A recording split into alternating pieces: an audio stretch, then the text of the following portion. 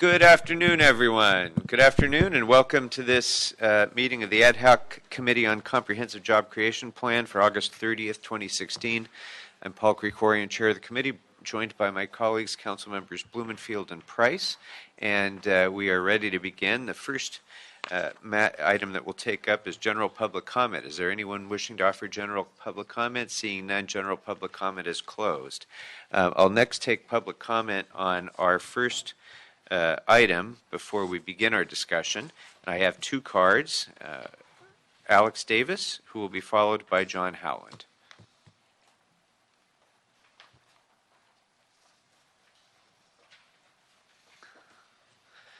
Good afternoon. Good afternoon. Thank you, Chairman, members of the committee. My name is Alex Davis, Legislative Affairs Manager at VICA, the Valley Industry and Commerce Association. We represent over 400 Valley and Los Angeles businesses, many of which that would benefit under this strong economic plan before the committee today. And we're very excited to be here, and thank you, committee members, for your leadership in ensuring that Los Angeles commits to substantial promises that promote economic growth across the city. We know that because of your hard work, local businesses will see some relief as they continue to face high costs of operating here in the city of Los Angeles.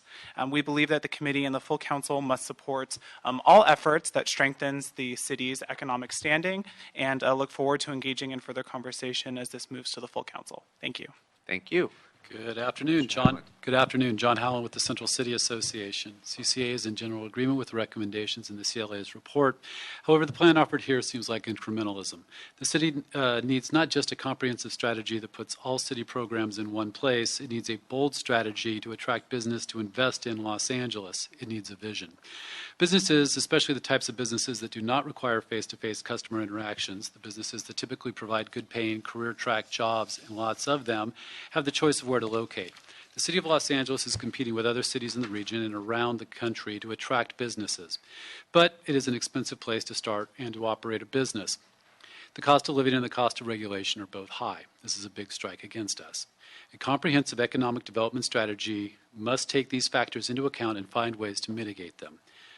It must go beyond the instruction in Goal 1H of the report. For example, we would like to see the business assistant team fully resourced with more staff. One rapid response position for a city with as many businesses as LA has will not create success.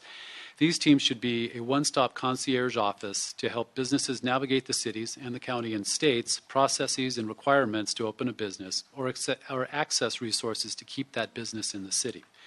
Further, the Build LA platform is a terrific idea. The work already done by Building and Safety, working with other departments, is terrific and exceedingly helpful. This should be replicated in the economic development area. It should start with a portal where businesses can go to learn what the city can offer to help businesses of all sizes start up, grow, or remain. Just as business must invest to grow, the city must invest to bring new businesses here. This report is a start in identifying how the city must plan to create this investment, but it needs to go farther. Targeted tax cuts, for example, for filming and for auto dealerships are just two incentive packages that have more than paid for themselves. These are the kinds of strategic yet bold thinking the city needs to do more of. And you can complete the stalled hotel incentive ordinance that was first proposed in 2009. With that, I'll wrap it up. Thank you. Very good. Thank you very much. We have no other cards on this matter, so public comment on agenda item 1 is closed. And that brings us to our presentation on the CLA's recommendations. So I'd like to invite Dora Huerta of the CLA's office to begin that presentation.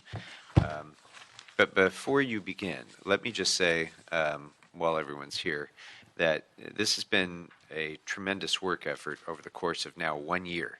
It's been just a year since we started work in this committee, and as you'll see from the recommendations that are presented in this plan, the collective input of all of our business advocates and stakeholders, all of my colleagues on this committee, and our departmental staff has, I think, really brought a lot of good common sense suggestions into one place.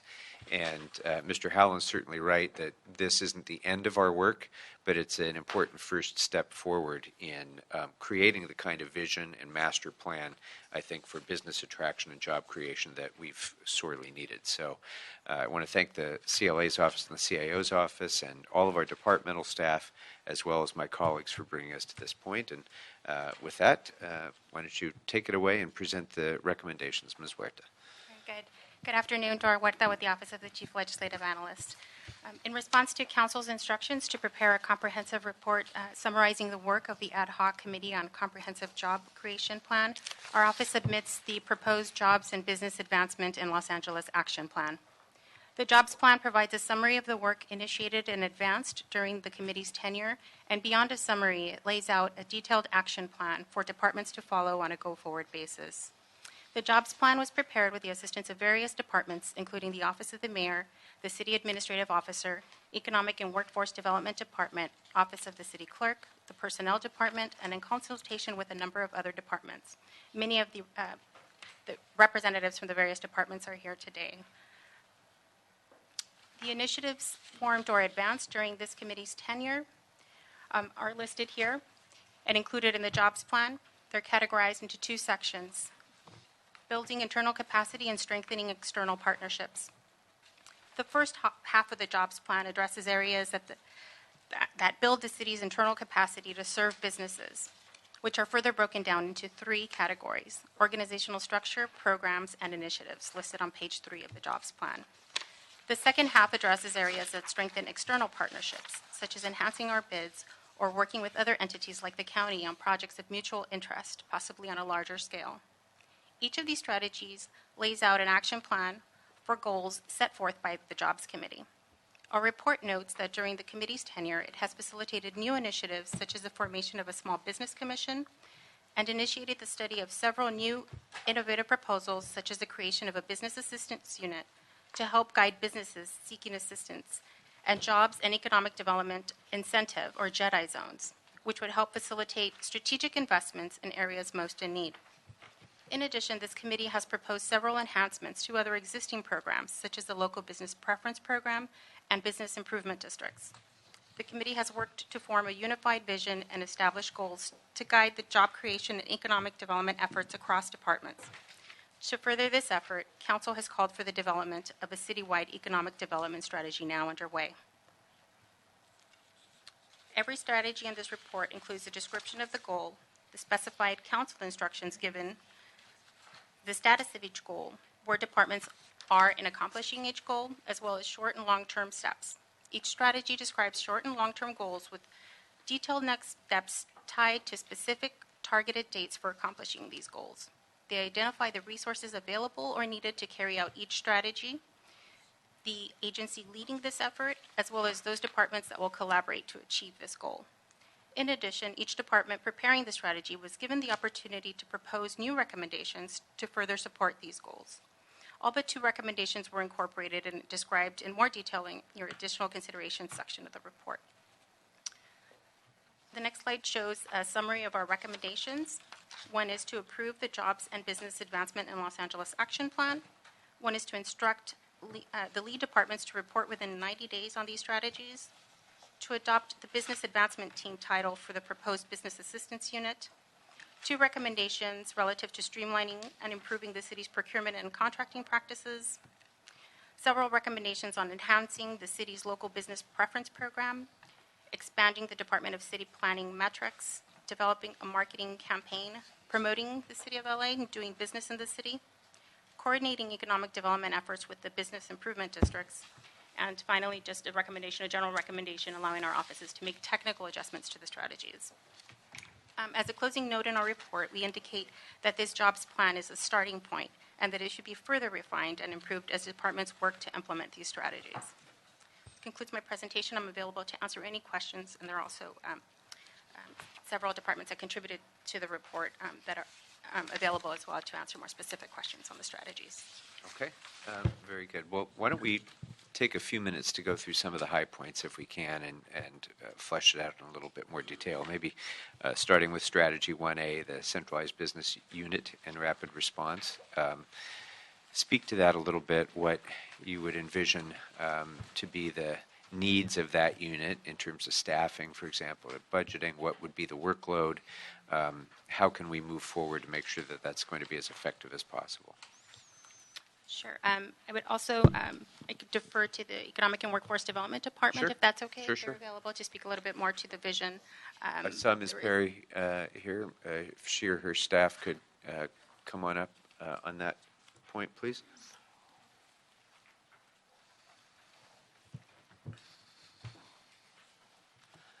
Good afternoon.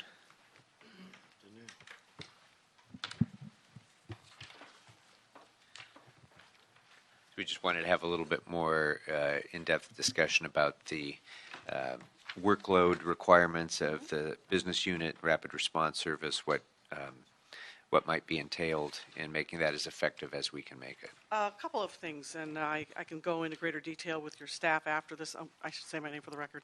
Jan Perry, General Manager, Economic and Workforce Development Department. We have pending, through the last budget cycle, several positions to enhance this proposed expanded business assistance unit. And one of those positions, which is the rapid response position, I think is the one that is contemplated to handle this expanded workload, which would include management of the business portal, which I believe will be launched at the end of September.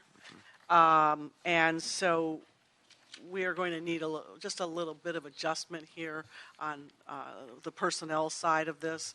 And I have to talk to the IT people to make sure that we have the capacity either within the department or to join with the IT department over and above what we may have to make sure that we can adequately staff this. Thank you. And I mean, this goes, I think, to the point that Mr. Howland raised in public comment, which is correct. We want to make sure that this is as well staffed as it needs to be, and hopefully will always be playing catch up because there will be such great demand for this, and that would be a good thing. And I think it would be important to make sure that, since the whole point of this is being able to get businesses to yes and getting them to get their problems solved, we don't want this to be another bottleneck in the process. The whole point is to eliminate the bottleneck. So we'll need to have not necessarily here, but through the budget process and otherwise, we'll need to make sure that we have that adequate staffing. We'll need to have some pretty thorough workload analysis, I think, for that. Yes. And to add to that, the strategy itself has some short-term and next-term steps that speak to the staffing up of the division and when they anticipate to move forward with it, and setting up the referral protocol from the different departments and that process into the unit itself. And I'm glad you mentioned that. I should have said this at the outset. I really one of the many things I really appreciated in this report is that the recommendations are broken down that way into the short term and the intermediate or longer term goals, because often this sort of process has resulted in a long list of ideas and not necessarily an implementation plan. And so by having short-term and intermediate-term goals and follow-up meetings quarterly by this committee, as well as the other standing policy committees that will be taking these issues up, and timelines, we have really measurable a measurable path with success indicators along the way, and I think that's going to differentiate this effort from some of the ones that we've engaged in the past. So thank you for laying that out. All right. Anything else that you wanted to add on the rapid response?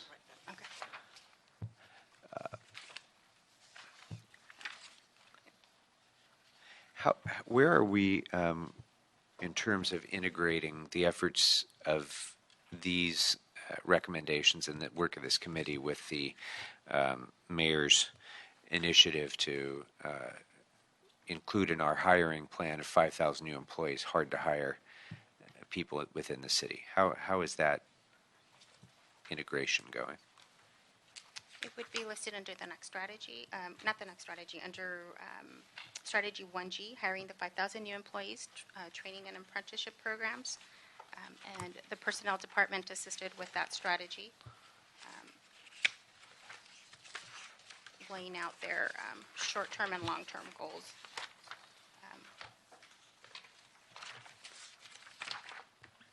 And if they'd like they can also join to maybe give a more thorough presentation of their next steps. But it seems here that their short-term steps that they've outlined are finalizing the program procedures, reviewing vacancy information throughout the departments, and in the long term, developing informational materials and finalizing a website with this information, developing curriculum for pre-employment skills, and establishing a supportive structure to ensure long-term retention and success of employees hired through this program by June 2017. All right, thank you. And I want to welcome Council President Wesson, who's joined us, and I'd like to turn the mic over to Councilmember Price. Thank you. Let's talk about the Worksource Centers that you identified in terms of their role in screening and as referral hubs. What are they going to be doing differently? I thought they were kind of performing these kind of functions currently. Is that Sure. Sorry. Under the 1G? 1G.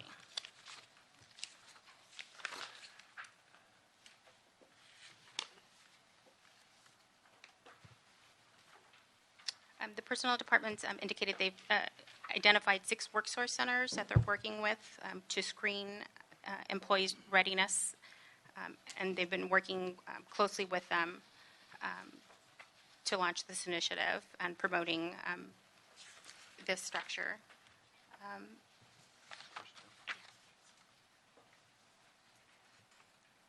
Maybe can personnel come on forward too? Thank you.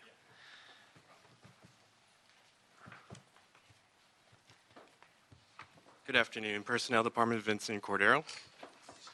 So I could speak on the 6 Worksource Centers we've identified.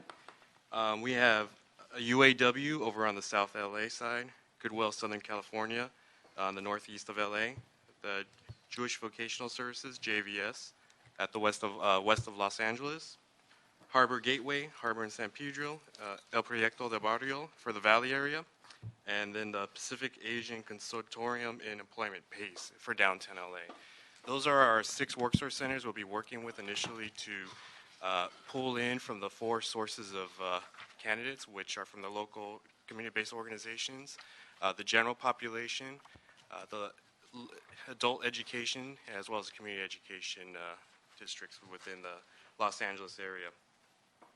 Any reason the Workforce Center at Trade Tech College was not included? I actually misspoken there. There's all 17 Worksource Centers will be included in this. It's just these are the 6 hubs that will be processing all these individuals. So all 17 will be part of the local hire efforts, but the 6 will be helping them complete the application as well. So again, so their role is distinguished from the other centers is going to be in what? So their role is to provide them with supportive services, the 17, but the 6 will be actually to assist the individuals apply for the local hire effort, as well as ensure that once they are employed with the city, to provide supportive services. And how do you propose we track this local hire component? So we're working with ITA currently to develop a tracking system in terms of how we're going to track these individuals.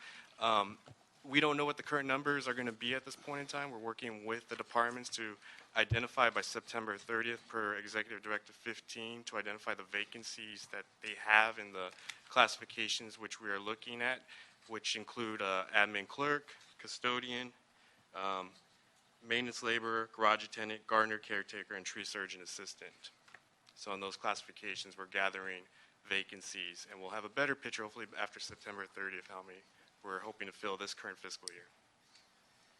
This is toward the mayor's 5,000? Is this targeted toward It's part of that, yes. number? Yes.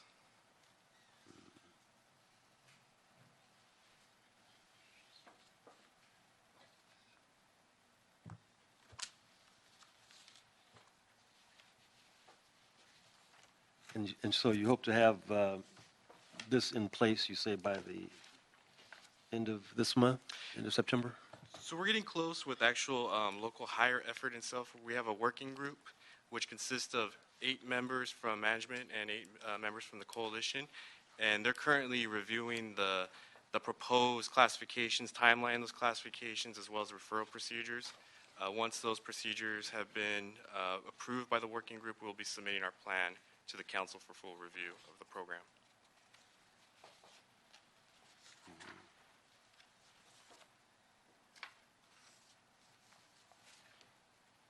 It says here, program candidates will also be connected to ongoing comprehensive training and supportive services via the coordinated network of workforce centers.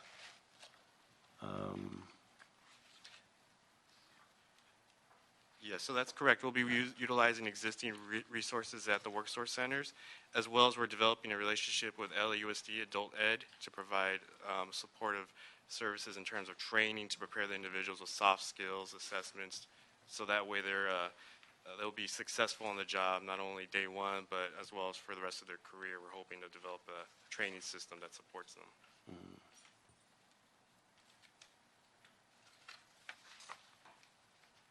Okay, thank you. I don't have any other questions. Thank you. Mr. Bloomfield? Okay, thank you. First, and it's exciting to see this plan come together after a year of work, and I want to thank you, Mr. Chair, and thank all of you all who've been working so hard on this. There's a lot of great things in here that move us forward in a great direction, and we sorely need it as a city.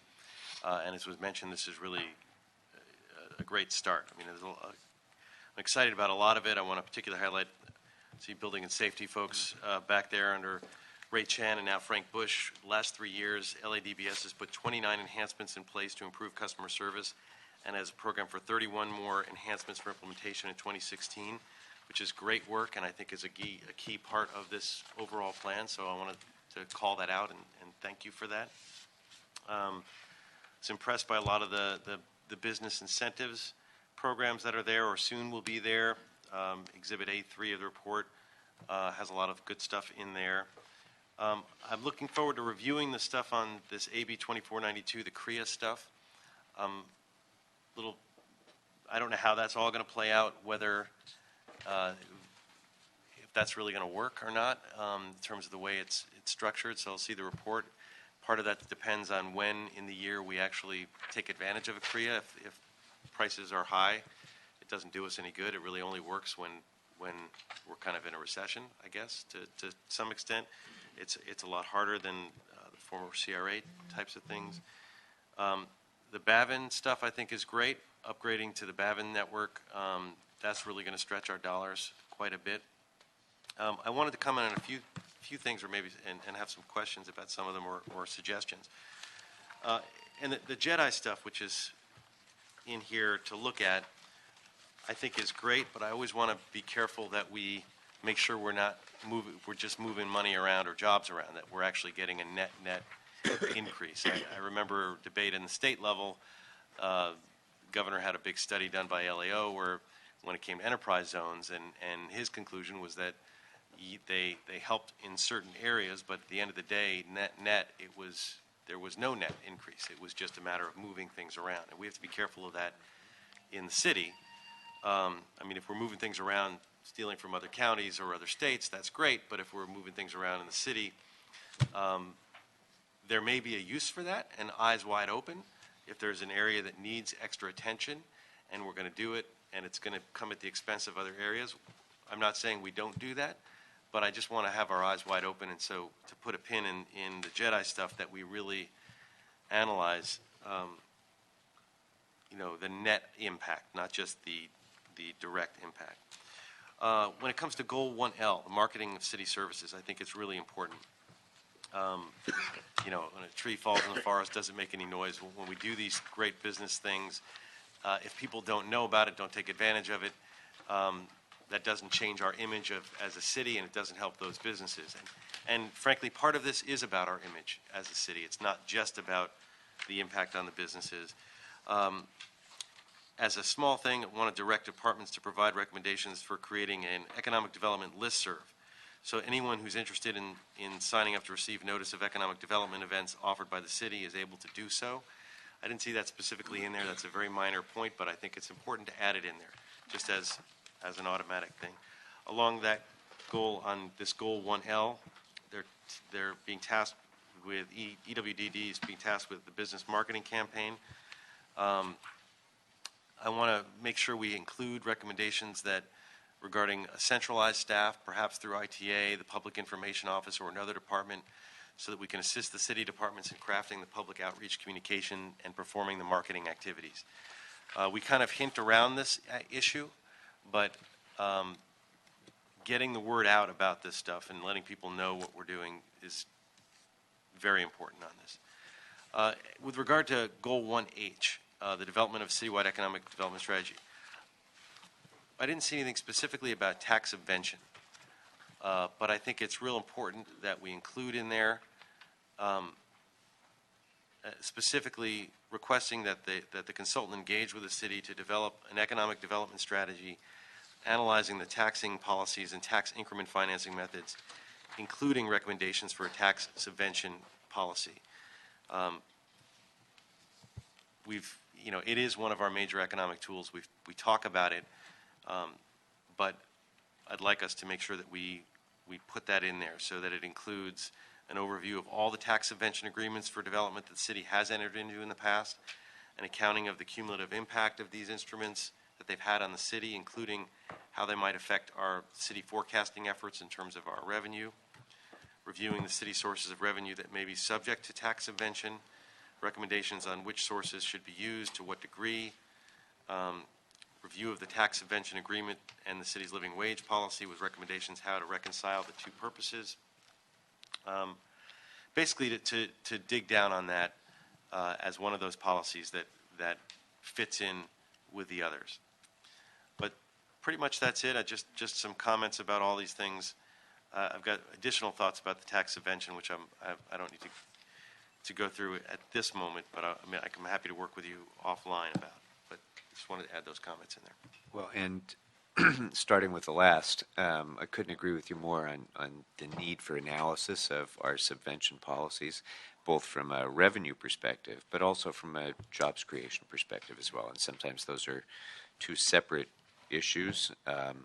We usually look more at the revenue side, but it may in fact be that it's not cost effective from a revenue side, but if it's producing a certain number of jobs, we may find it a worthwhile expenditure of a tax expenditure to make. So, but we need to know that. We need to making sure that the jobs are actually net new to the city. That's because right. This is often the question, and we've seen it on things, and sometimes it really is, but it's always questionable, and that's important to flesh it out and have a good policy. And we should try to quantify the kinds of jobs there are too, so that, Right. they're real career opportunities. Yeah. Not make work opportunities. Yeah, and I think that might very well be helpful in informing future subvention agreement decisions, which are often made kind of subjectively and without the kind of analysis that I would feel more comfortable with.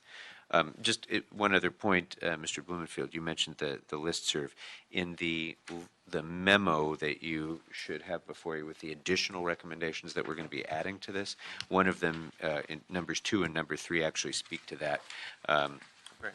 In terms of the BTRC application and adding a opportunity to sign up for notifications through the BTRC application process and on their website, and then sharing that information between finance and the business advancement team and the Small Business Commission and others who might need to notify quickly and efficiently the businesses of the city about things that they might be able to take advantage. And further on that score about marketing, I should thank her for everything, but I do want to make note of the work of my staff member, Anna Hovasapian, who's been working on this committee from the beginning.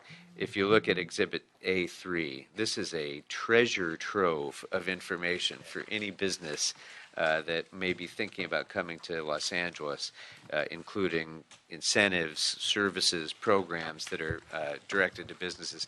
They've all been out there, but we have 1 million pamphlets that we distribute. And every office has its own set of pamphlets, but it hasn't been brought together, as neatly as this in the past in a single package. So I want to just take a moment to thank Anna for that work, as well as all of her other great work on this committee.